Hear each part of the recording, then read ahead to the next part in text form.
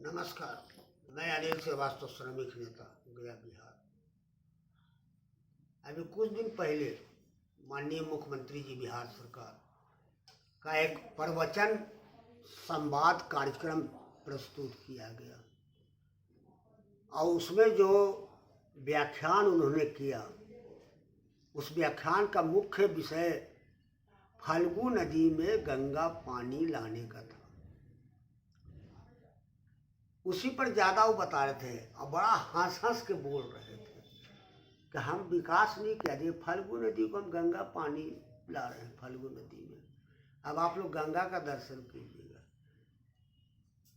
आप ही जानते हैं माननीय मुख्यमंत्री जी, फल्गु नदी एकाएक सूखी हुई नहीं नजर आई।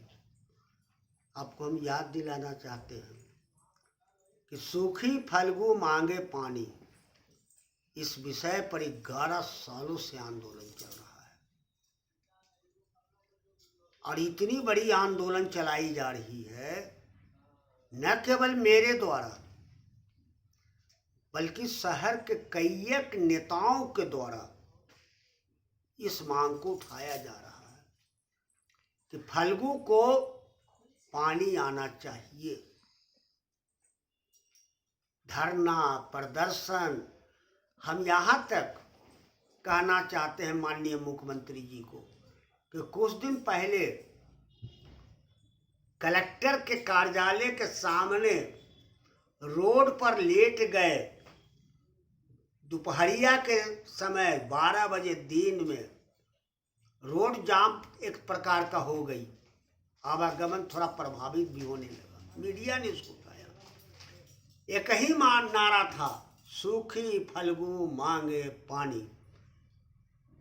इस नारे के साथ विष्णुपथ के ब्राह्मण समाज, पंडा समाज, सेक्रेटरी गजाधर लाल पाठक जी ने जब हम देवघाट पर धरना दिया, उस वक्त उन्होंने भी हमको इस आंदोलन का सपोर्ट किया। पंडा समाज का भी सपोर्ट इसलिए था कि यात्री यहाँ आते हैं और उनको एक कतरा जल भी नहीं मिलता है फल्गु नदी में। ये हालत है फल्गु नदी की, ये हालत बन चुकी है फल्गु नदी का कि 25 फीट गड्ढा खोदे जाने पर एक कतरा जल प्राप्त होता है और उसी जल से हमारे ब्राह्मण समाज, पंडा समाज यात्रियों को तर्पण करते हैं। हम तो बधाई देना चाहते हैं पंडा समाज को कि जिन्होंने जब भी यहाँ पर बिहार सरकार के कोई मंत्री आए पितरपक्ष मेला में, तब भी यह सवाल उठाया कि फल्गु नदी सूखी हुई है, पानी नहीं है, आप इसको पानी लाने की व्यवस्था कीजिए। तब जाकर के आंदोलन के द्वारा माननीय मुख्यमंत्री जी का निद्रा टूटी। आपका कहा कि कुंभकर्ण की तरह सोए हुए वहाँ फल्गु नदी चिल्ला रही है, सूखी फल्गु मांगे पानी। तब अकबका के उन्होंने कहा कि अच्छा हम फल्गु सूख गया, अरे ये हमको पता नहीं कि फल्गु सूख गया। तब उन्होंने कहा कि अच्छा हम व्यवस्था करते हैं और उनके चेला चपाट जा करके उठाएंगे गुरुजी को, गुरुजी उठिए, फल्गु सूखा हुआ है, पानी भाग गया, 25 फीट अंदर चला गया, 25 फीट अंदर चला गया, तब तो हमको लाना चाहिए। तब उन्होंने, हमने कोशिश किया कि सोन से पानी आ जाए, नज़दीक सोन पड़ता है, लेकिन कहीं नहीं, सोन से कहा आएगा, हम गंगा का पानी लाते हैं। क्योंकि गया शहर के विधायक ने कहा था कि गंगा से हम जोड़ने का प्रयास करेंगे। चलो भाई, तब कहीं गंगा से हम पानी लाने, अब आपको गंगा का पानी का दर्शन होगा।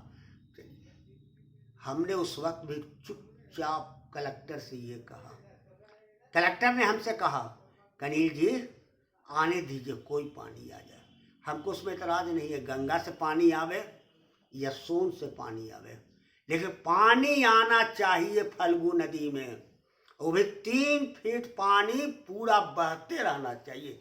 इन है कि टोटी का पानी दिया, तर्पण भर पानी पिए और उसके बाद आराम से छोड़ दिया, फिर फल्गु वैसी कोई रह गई। ये अगर हुआ माननीय मुख्यमंत्री जी, अब अगर ऐसी योजना आपने बनाई है कि हम टोटी भर पानी फल्गु को देंगे, तो गया शहर में आंदोलन होगा इस सवाल पर, और आंदोलन इतनी बड़ी पैमाने पर की जाएगी, एज पॉसिबल है, जितनी संभावना होगी उतना हम करेंगे निश्चित तौर पर, और भी कई लोगों को सहयोग से। अब बहुत बड़ी आंदोलन होगी, क्योंकि आज गया शहर जल के बिना त्राहिमाम कर रहा है। गया शहर में पानी का हाहाकार है, इसलिए सबसे बड़ी मूल समस्या है गया शहर को पेयजल के संकट से निजात दिलाने का। इसलिए हर हालत में लालच नहीं दिखाई कि हम गंगा से जल ला रहे हैं। चुनाव का समय आया है, तब आप चले आए हैं उठ के कहने के लिए, बड़ा अच्छा आपने कहा।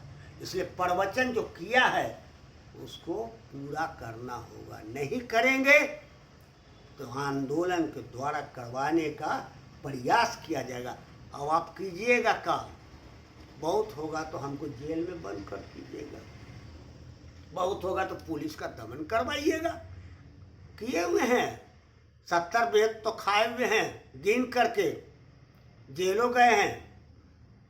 हमारा कहना है कि आपने जो कहा है, चाहे आप कहे हो या फेविकोलवा के तरह जो सट गए हैं भाजपा के साथ, उनके गुरुजी ने कहा है, वह काम आप लोगों को पूरा करना होगा। आप जाएंगे जनता के बीच तो उधर पीछे से भी ये सवाल आता रहेगा कि आपने 15 लाख रुपया देने का घोषणा किया था, आपने 2 करोड़ बेरोजगारों को रोजगार देने का भी वादा किया था। इसलिए चेला चपाट लोग आए हैं दरवाजा पर, तो ये भी जवाब दे के जाइए। आपके बिहार सरकार के मुख्यमंत्री जी आप ही ने कहा था कि जितना भी कल कारखाना बंद है बिहार में, हम सबको चालू करेंगे, नया कारखाना खोलेंगे। खुला एक को, न तो साला बंद पड़ल कारखाना खुला चालू हुआ, और जो नया कोई कारखाना का निर्माण हुआ।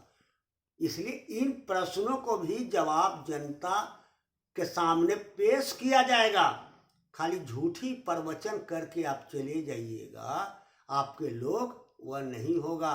जरा पीछे घूमिए मुख्यमंत्री जी, जब आप रेल मंत्री बने थे उस वक्त हम खुद आपसे कहा था कि हॉकर जो चलता है रेलवे के भीतर, खाना बेचने वाला अनअथराइज, उसको अथराइज कर दीजिए, उसका रोजगार मिल जाएगा और साथ साथ रेलवे को अच्छा रेवेन्यू मिल जाएगा।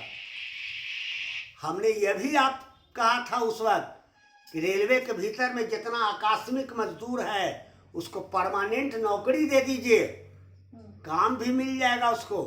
लेकिन आपने नहीं किया। हमने इस वक्त यह भी मामला उठाया था कि रेलवे के भीतर जितनी जमीन खाली और बेकार पड़ी हुई है उसको जो है सो आप दुकान बनाने के लिए अलाउड कर दीजिएगा, तो बेरोजगारों को रोजगार मिलेगा और रेलवे को नफा भी होगा। लेकिन नहीं किया आपने। हमने यह भी उठाया था कि बागेश्वरी कॉटन मिल के निकट प्रेस शिला हॉल्ट बनवाया जाए, लेकिन वह भी नहीं बना। आंदोलन चलाई गई लेकिन कुछ उस पर नहीं हुआ। हमने यह भी उठाया था कि गया शहर से, गया जंक्शन से हावड़ा के लिए ट्रेन दी जाए, हावड़ा के लिए ट्रेन दी जाए डायरेक्ट, लेकिन वह भी काम नहीं हुआ। गया से मुंबई और मद्रास का ट्रेन दिया जाए सीधे गया से, नहीं हुआ। काहे नहीं हुआ? आप भी रेल मंत्री थे मुख्यमंत्री जी, वो भी काम आपने नहीं किया। अब अभी तो आपके भाजपा के लोग हैं ये हैं, वो भी कुछ नहीं। इसलिए इन सारी सवालों का जवाब जरूर मांगा जाएगा। बागेश्वरी गुमटी पर ओवर ब्रिज का मामला उठाया गया, करीमगंज ओवर ब्रिज का मामला उठाया गया, काफी लड़ाई लड़ी गई उस पर। हम लड़े, उदय श्रीवास्तव भी लड़े इस सवाल पर, निरंजन पासवान भी लड़े इस सवाल पर, और न जाने कई एक नेता इस सवाल पर हमारे साथ लड़े। लाठियां चल गई लाइन पर धरना देने में, तब जाकर के यह पुल का, उसमें सबसे बड़ा योगदान रहा कलेक्टर अमृतलाल मीना जी का, जिन्होंने रेलवे को मजबूर कर दिया कि नहीं इस पर बनना चाहिए पुल को। तब वो जाके पुल आज बन करके खड़ा हुआ और चले आए गया शहर के उद्घाटन करे। ताकि हम ही तो हैं इस पर। लड़े सिपाही और नाम कप्तान साहब टोपा पहन ले पहुंच गए वहां पर कि हम तो हैं। और चेला चपाट जो लोग हैं ना वो अपना उनको लेकर के फीता काटे ला पहुंच गए। नहीं होगा इस बार। हम दावे के साथ कहते हैं कि कोशिश हमारी होगी कि अगर आप लोग का ड्रामा झूठो घोषणा उसका 1% लागू हुआ है कि नहीं हुआ वह जनता पूछेगी। हम माननीय मुख्यमंत्री जी के से जानना चाहते हैं। आप ही बताइए ना, गया शहर का विधायक 35 साल से हैं, मंत्रियों बन गए, 35 को विकास हुआ है गया शहर में? भाजपा के लोग जो चल रहे हैं अट्टा पट्टा लगैले और जहाँ जहाँ कहाँ कहाँ घूम रहे हैं, एक को विकास हुआ है? रोपवे का निर्माण करने के मामला हमने उठवाया था, प्रेस शिला से रामशिला, रामशिला से सीता कुंड का मामला उठाया था, हुआ? तो आपने एक भी रोपवे का जो है सो कोई घोषणा लागू हुआ न बना। अब आप क्या करें? अच्छा चुनाव के बाद हम लोग करेंगे, किया जाएगा। चुनाव के बाद क्या आपका भविष्य होगा ये छोड़ दीजिए। और क्या कहते हैं आप लोग कि पिछला कोई कर को है? अरे पिछला छोड़िए ना, पिछला तो भूतकाल हो गया, भूतवा के पकड़ के हम क्या करेंगे? अभी वर्तमान काल में आप हैं तो पकड़ेंगे आपको नहीं, आपसे सवाल नहीं पूछेंगे तो किससे पूछेंगे? वर्तमान भविष्य है, हम उससे न पूछेंगे अपना सवाल कि आप इस सवाल लागू करेंगे कि नहीं करेंगे। पिछलका का कर को से छोड़ दा, पिछलका के वो तो गेलो, जैसन किया वैसन पाया, उसको हटाइए। लेकिन अब आप सामने खड़े हैं, इसलिए खाली झूठ प्रवचन करने से यह नहीं होगा, काम कीजिए। और अगर हम कोशिश मेरी होगी, गया शहर के तमाम लोगों का सहयोग अगर हमको मिलेगा तो गया शहर का एक नया शहर बनाने का प्रयास तो किया जाएगा। कितना बात आपको कहें। इसलिए अगर इस बार चुनाव में आमने और सामने की बात आएगी, एक और आप चलो और एक और हम चलते हैं, हमारे लोग चलेंगे। नहीं कोई होगा तो हम अकेले झंडा उठा के चलेंगे, लेकिन चलेंगे जनता के बीच में, हर प्रश्न रखेंगे। जो आपने कहा है कितना उसका प्रतिशत आपने लागू किया है वही कही जाएगी, फैसला तो जनता करेगी। जनता को न्याय करना है, जनता जैसे न्याय करे उस पर निर्भर छोड़ देते हैं। धन्यवाद,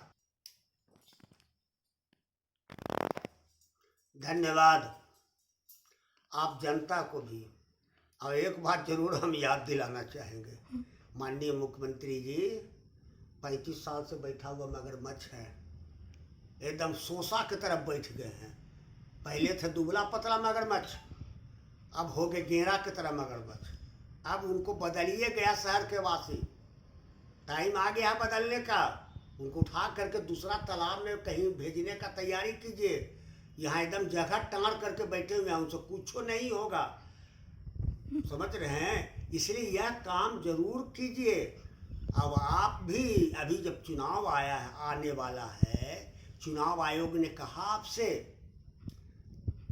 कि आपको तो नींद टूटा नहीं था, आप तो सोए हुए थे आराम से, फर्स्ट क्लास एसी के अंदर में सोए हुए आराम से। एकाएक चुनाव आयोग चाहे तो सपना में आया होगा या तो सामने आकर के उठाइस होगा, कहे सोए हुए हो, चुनाव आने वाला है, 2 महीना के बाद चुनाव होगा, अकबका के उठी।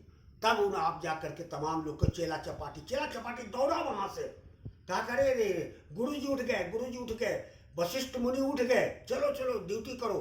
कोई पट्टा बांध ले है, कोई टीका लगे ले है, कोई ऐसे ही पहन ले है, कोई फोटो खिंचा रहा हाथ जोड़ जोड़ करके, कह रहा अच्छा अच्छा गुरु जी बोल दी ने, घूम ले चलो। तो सुनिए सुनिए, देखिए माननीय मुख्यमंत्री जी ने क्या कहा है, सुनिए कितना कल्याणकारी योजनाओं का घोषणा की ही ने। घोषणा न हुआ है उसमें ये पूछ बोलिए कि इतना लागू हुआ है। नल जल योजना, नल गायब जल खाए, नल गायब जल गायब योजना खाली बन गई, बस इतना ही। हरियाली है, क्या हरियाली है? बिहार में कोनो कारखाना का निर्माण हुआ है?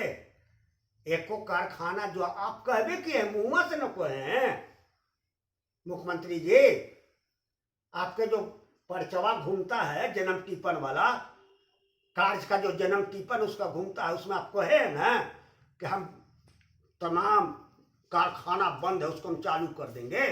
नया कारखाना लगेगा तो चालू को तो छोड़िए, नया तो लगवे नहीं किया। आप ही ने कहा ना मुख्यमंत्री जी, हम आपसे पूछ रहे सीधे सवाल, हमको सरकार के नाते नहीं पूछ रहा ना कोई, हम ऐसा नहीं कि हम कोई विधायक विपक्ष के हैं या फलना है, सब कुछ नहीं। हम आपसे पूछना चाहते हैं, आपके भक्तों से जानना चाहते हैं। काफी ने कहा था मानपुर में कि मानपुर काल कारखाने को, बुनकर कारखाना को, मानपुर को कानपुर बना देंगे। बना नहीं ना, आप ही ने कहा था ना कि हम तो नहीं कहे थे।